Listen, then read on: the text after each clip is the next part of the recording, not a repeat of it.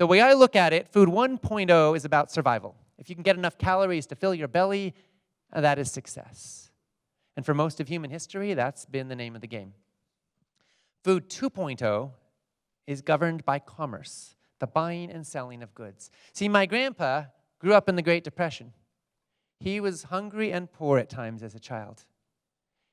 He was a couple generations removed from the pogroms where his grandpa and his parents had escaped vicious violence in Russia and Eastern Europe. They were Jewish. They had managed to flee, to barely eke out a survival. And for them, just getting food was success, but he took it further. And he said, let's not just have vanilla chocolate and strawberry, let's have 31 flavors of ice cream. Let's have all kinds of options available to people. And Food 2.0 has brought us so many interesting flavors and consumer options all over the world. Unfortunately, it has no moral compass. It is driven fundamentally by profits, and it's killing us. Which is why we're now headed towards Food 3.0.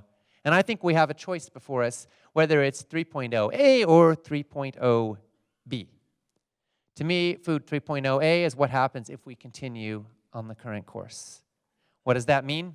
We've got about 60 years of farmable soil left on planet Earth. Our topsoil is depleting rapidly. We've lost over half of it in the last century. By the year 2050, on current trends, we will have an amount of farmland available on Earth per capita that's about half what it was in 1950. What does it mean if we keep going in the current direction? Obesity rates are going to hit 90% in the United States.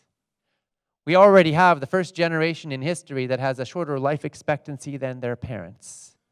If we continue on this trajectory, we're going to see the expectations that Alzheimer's rates will triple.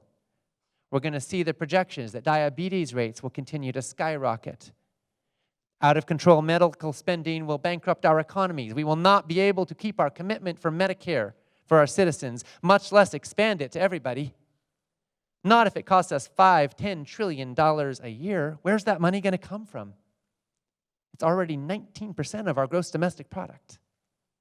If we continue on the current course, climate change will continue to accelerate the difficulty of growing food reliably in countries around the world. We will drain our aquifers. We will run out of forests to chop down for cattle. And we will have mass starvation by the billions. That's where we're headed right now. But Food 3.0B is very, very different. You see, if we choose to eat lower on the food chain, if we choose to eat more vegetables, if we choose to empower healthy choices in low-income communities, if we choose to create a medical system and a healthcare system that actually is responsive to the needs of the community and helps people to be healthy instead of just recover from disease, if we choose to bring healthy food into our educational systems, if we choose to hold companies accountable for their choices so that they become responsible and have a financial incentive to offer healthier options. If we choose to slash subsidies of junk food, Twinkies has 14 subsidized ingredients, by the way. Broccoli has 0. So what do? We shift that. We flip it on its head so it actually becomes healthier, more affordable to do the right thing for our bodies. If we make these kinds of changes, we can slash medical spending. We can slash meat's environmental impact. We can uplift the health of a whole heap of people.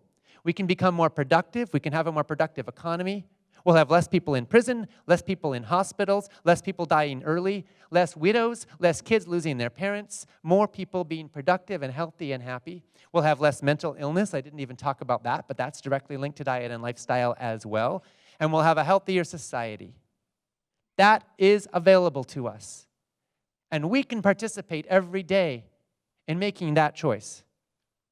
Because the difference between Food 3.0A and Food 3.0B isn't up to some government policy out there. It's not up to some food company out there. It's not up to anybody except us. What we do individually creates ripples and creates, over time, the capacity to shift the course of history.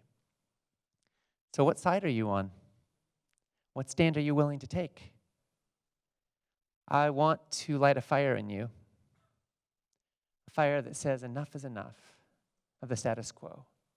Enough is enough of kids losing their parents too early. thinking it's their fault that they're sick, that they're caught in brain fog, that they can't do well in school because they can't think clearly, that their self-esteem is taking a beating because kids make fun of them, and not knowing that they have any choice in the matter. Enough is enough of our elders dying with dementia and us thinking that is normal. Enough is enough to half of us having heart disease and us thinking that's normal. Enough is enough to us destroying ecosystems, destroying species that are going extinct forever so that we can have cheaper burgers. Enough is enough to animals being tortured in factory farms. Enough is enough to the status quo. It is time for a change.